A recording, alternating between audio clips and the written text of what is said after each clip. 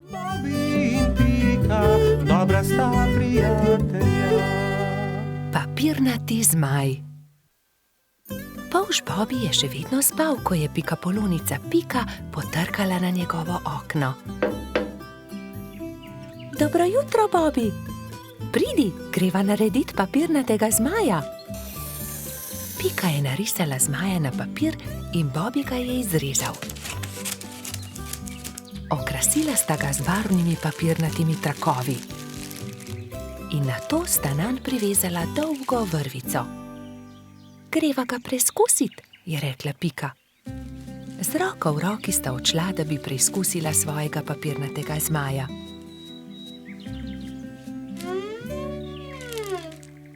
A ne glede na to, kako sta se trudila, je zmaj vedno znova padel na tla. Bom splezala na to drevo in poskusila od tam, mogoče bo tako poletel. Vendar je zmaj spet pristal na tleh. Nenadoma je začel pihati veter in ponesel papirnatega zmaja stran, z njim pa tudi Piko. Bobi, pomagaj mi! Bobi je splezal na drevo in ujel Piko za nogo, vendar je ni mogel potegniti nazaj. In tako sta letela oba. Trud Baltazar je priletel mimo, ujel je Bobija za nogo, a tudi on ni mogel potegniti zmaja nazaj. In tako so zdaj leteli vsi trije. Koloradski hrošč Edi je sedel na vrhu borovca, ujel je Baltazarja za nogo in tako so začeli leteti vsi štirje. Skokica, pomagaj! Je zavpil Baltazar kobilici, ki se je ravno sprehajala v bližini. Skokica je ujela Edija za nogo in tako je zdaj letelo vseh 5. Veter je začel postajati močnejši in močnejši. Petuljčica Rozi je priletela mimo, ujela je Skokico za nogo in tako jih je letelo vseh 6. Hrošč Rogač Gašper in kačja pastirka Zefira sta jih brezupno gledala.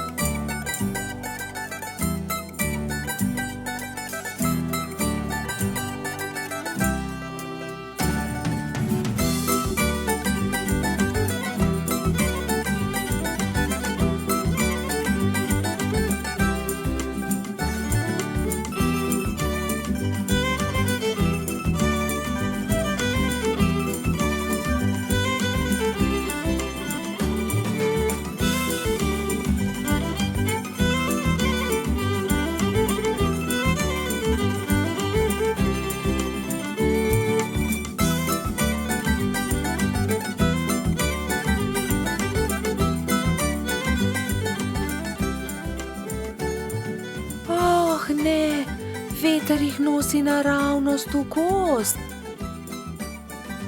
Papirnati zmaj se je ujel na vrh borovca in vsi so pristali na vrhovih dreves. Nato se je veter umiril in pokazalo se je sonce. Bobi se je ves zaskrbljen obrnil proti Pikapolonici. Pika, jaz ne znam leteti, kako bom prišel dol? Ne skrbi, Bobi, prepričana sem, da se bomo česa domislili. Že vem, je vzkliknil Gašper. Pridi sem, Bobi, skoči na to odejo, ne bodi prestrašen, ne bo se poškodoval. Takoj, ko je Bobi pristal na odeji, se je odbil in poletel nazaj v zrak. Poglej me, to je zabavno. Poskusimo še mi, so vzkliknili drugi. Skakali so po odeji gor in dol do pozne večerne ure.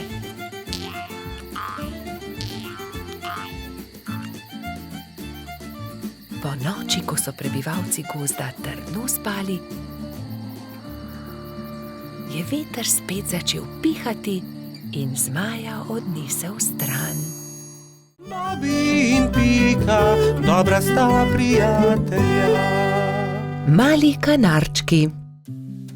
Nekega lepega dne si je kanarček Klemen našel partnerko.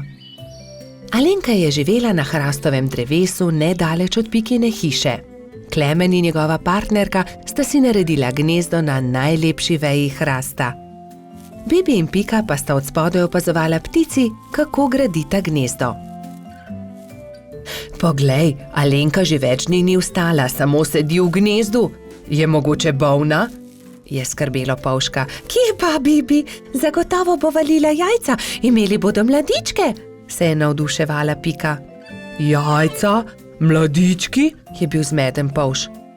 No, seveda, greje jih in iz jajce bodo kmalu zvalili mladički, je dejala Pikapolonica. Alenka je kmalu vstala in ko se je obrnila v gnezdu, je Bibi zagledal 3 mala bela jajca.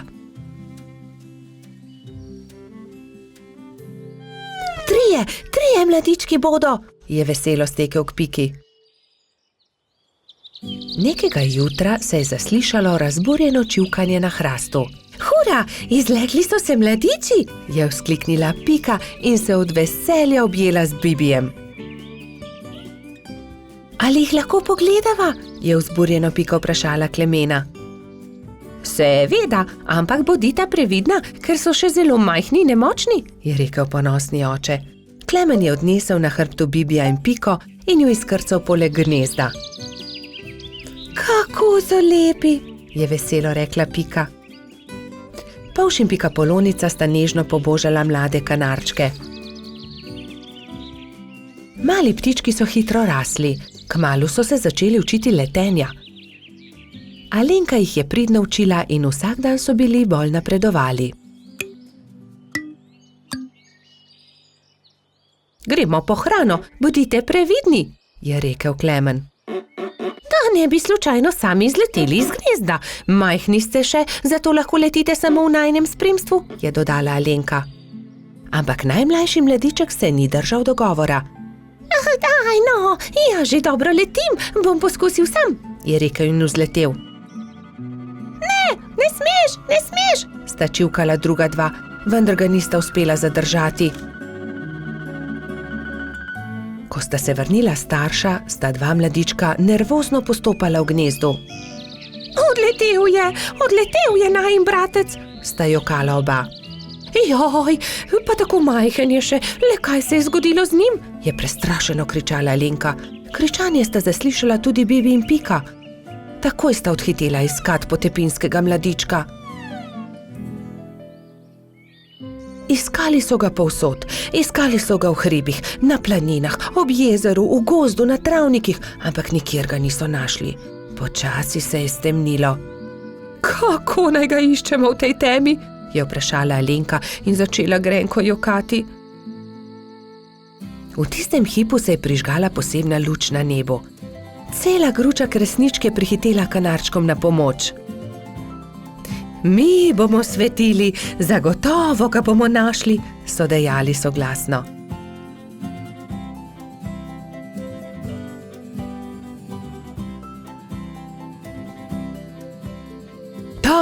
Tam je, v grmovju, je zakričal nenadoma Bibi in vsi so stekli tja. Mali kanarček je utrujen in prezebel dremal sredi grmovja.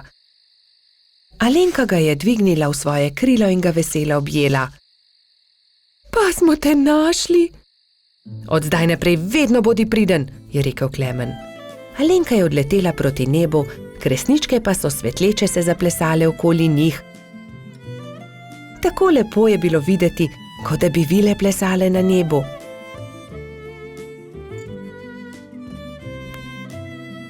Družina kanarčkov pa je kmalu legla k počitku. Alenka je pod svojimi krili grela mladičke. Lahko noč, ptički, je veselo šepetala Alenka. Bobby in Pika, dobra sta prijatelja. Prijateljstvo. Na topel poletni dan je Pikapolonica Pika gledala skozi svoje okno. Naredila si bom zajtrk, je pomislila. Nato pa bom odšla na sprehod po tako lepo dišečem travniku. Sabo je na sprehod vzela svoj voziček. Mogoče bom našla kaj zanimivega in lahko uporabim voziček, da to odpeljem domov, si je mislila. Ojoj, je vzkliknila Pika. To je čudovita češnja, pravi zaklad. To bo čudovito kosilo. Poskušala je dvigniti češnjo na voziček, vendar je bila pretežka. Čeprav se je tako zelo trudila in ni mogla dvigniti. Prav takrat se je pojavil polž Bobby. Zakaj se kremžiš, mala pikapolonica? Je vprašal Piko. Ker ne morem dvigniti te češnje na svoj voziček, je odgovorila Pika. Ne bodi žalostna, ti bom jaz pomagal, je rekel Bobby in ji ponudil pomoč. Skupaj sta lahko dvignila težko češnjo brez težav.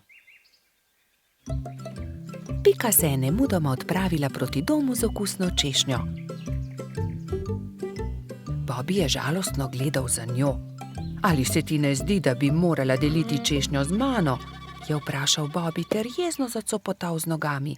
Pomagal sem ti, veš, a jaz sem našla to češnjo? Je odgovorila Pika. Ne dam ti je, moja je. Polž se je razburil. Začela sta vleči češnjo, vsak na svojo stran. Ne dam ti je, moja je rekla Dolly jezno. A zaslužim si svoj delež, je zavpil Bobby. Še naprej sta vlekla češnjo vsak na svojo stran, dokler se ni razpolovila. Bobby in Pika sta padla po tleh. V njuno veliko presenečenje iz češnje padel jezen črv. Kaj sta storila z mojo češnjo? Je zamrmral. Ta češnja je bila moj dom. V redu, ne bodite tako prestrašena. Z veseljem vama pokažem, kje sem našel to češnjo. Tam lahko najdeta veliko za jesti, jaz pa si lahko izberem nov dom. Pika je pomagala črvu na voziček in skupaj so se odpravili na pot, da bi našli češnjevo drevo. Kmalu so ga našli. Tla so bila polna sladkih in dišečih češenj, ki so padle z drevesa. Bobby in Pika sta kar skakala od veselja. Kmalu je črv zaspal. Bobby in Pika sta si vzela čas in uživala v kosilu. Čas je hitro mineval, medtem ko sta se sladkala s svojimi češnjami.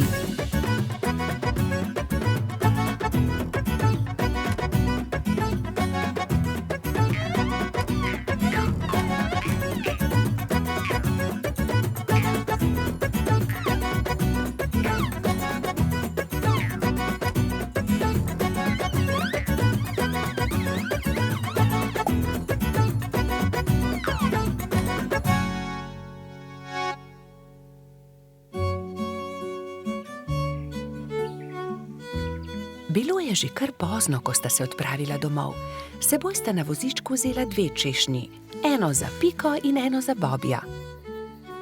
Sonce je zahajalo, ko sta dosegla Bobbyjev dom.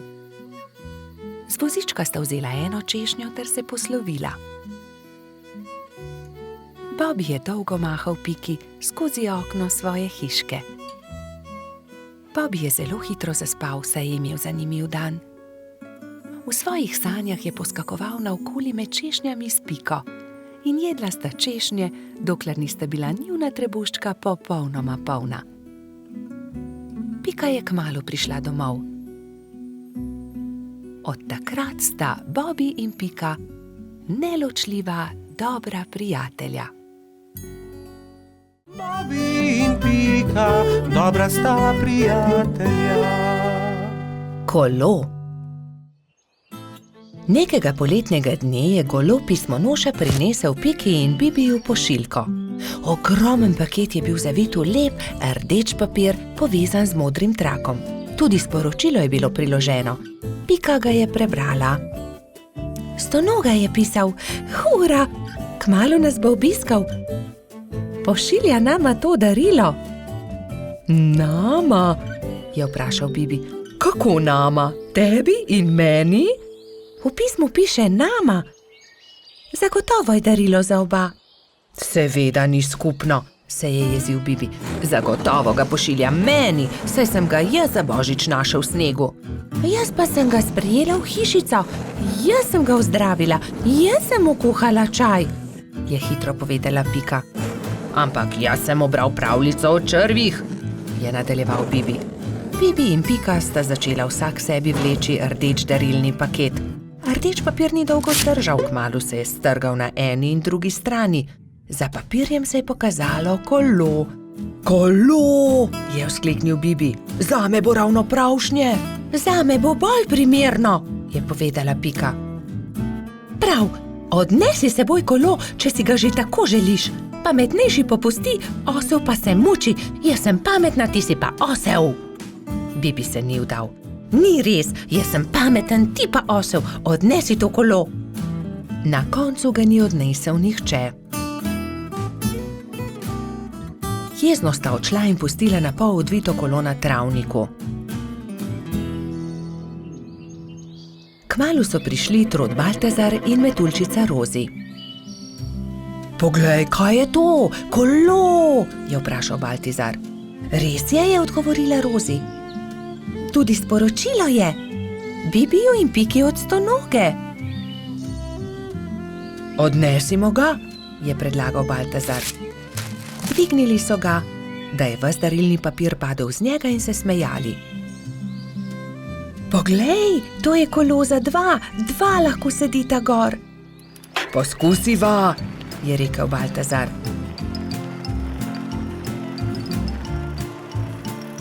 Hojla, Bibi, hojla, Pika.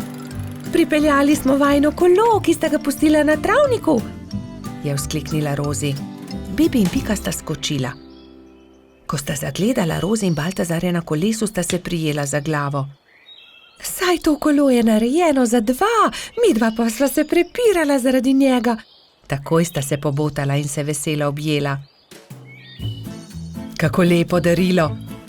In midva v velikem prepiru nisva nič pripravila stonogi, ki bo kmalu prispel, je prestrašeno rekel Bibi. Naredimo stonogi eno lepo pisano vetrnico iz listov rožic, je predlagala Rozi. Ja, zelo dobra ideja, sta se strinjala Bibi in Pika.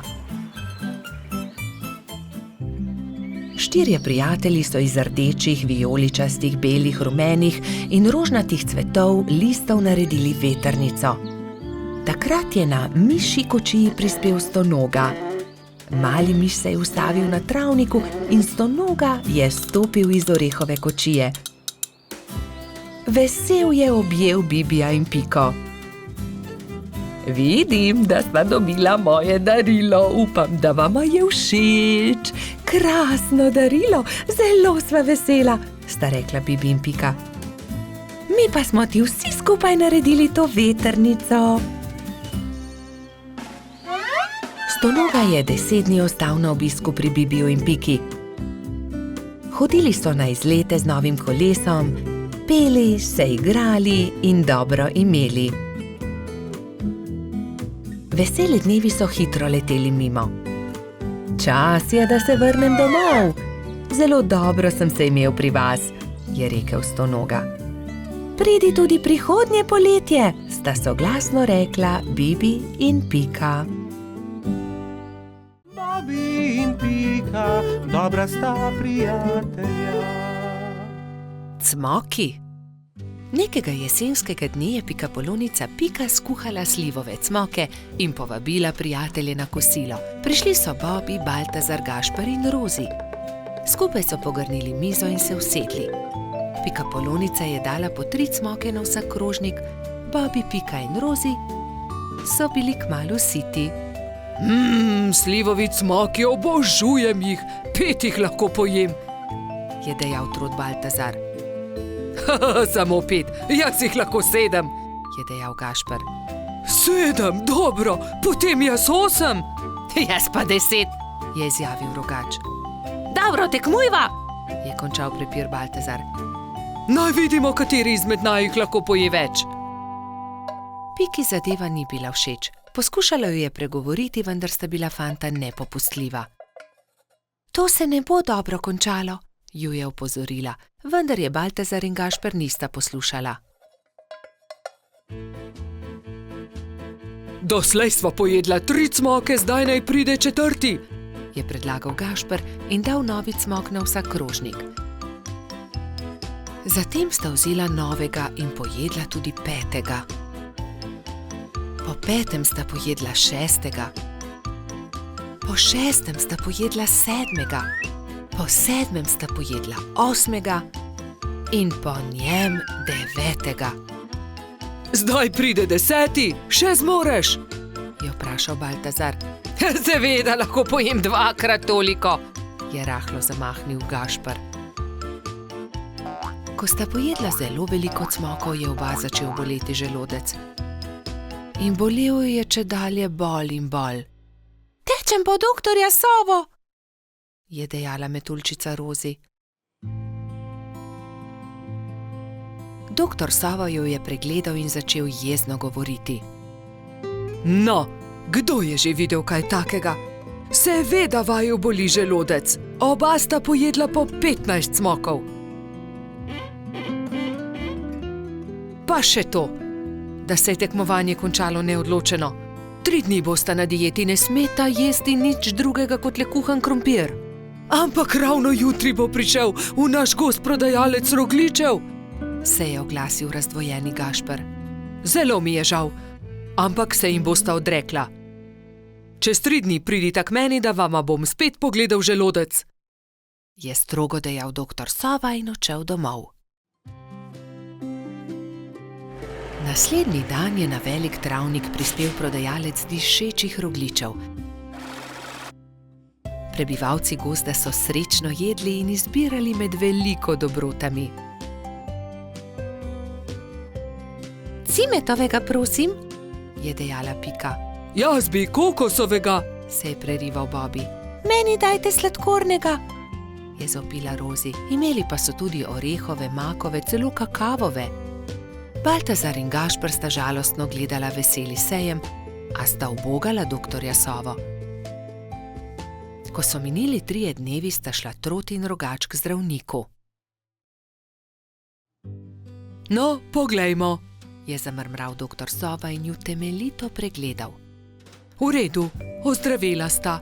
Vidim, da sta me ubogala. Ja, seveda, je Gašper pokimal z nosom. Čeprav bi si močno želel jesti rogljiče.